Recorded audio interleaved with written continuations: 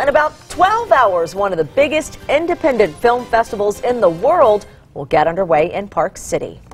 And with the festival comes massive crowds, as we all know. An estimated 45,000 people will be in attendance. Also in attendance, some pretty big stars expected this year: James Franco, Iggy Azalea, Michael Fassbender, and my favorite, Ryan Reynolds. Yes. But with those crowds and all that star power comes one big question: how do they keep everyone safe? Good for Utah's Rick Aaron finds out. Final preparations are still going on here on Main Street, but for local law enforcement, those preparations started as soon as last year's festival ended. Lots of stars, lots of crowds, and lots of media. The eyes of the world will be on Park City for the next 10 days, making it a marquee target for a terrorist attack. There's always that threat whenever you have a high-profile clientele and a high-profile event like this. Park City Police Chief Wade Carpenter is well aware of the potential dangers. Our officers obviously are trained for the worst case scenarios, and we hope for the best.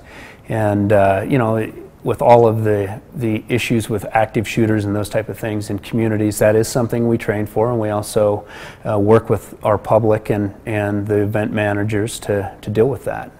During the festival, the population of the Park City area skyrockets from 20,000 to nearly 100,000.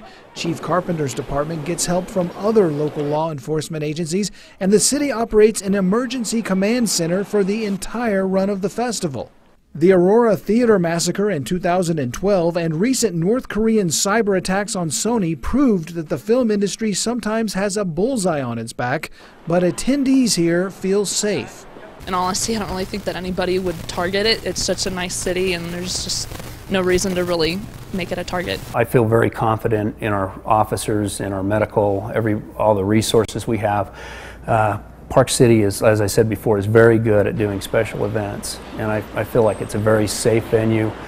We haven't spared any expense as far as security and making sure that we have the resources needed for the worst case scenario.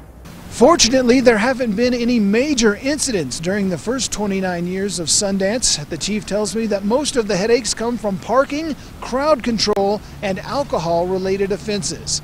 In Park City, Rick Aaron, Good for Utah. And ABC4 Utah will be in Park City all day tomorrow as the Sundance Film Festival gets underway. Look for our coverage both on air and online at goodforutah.com.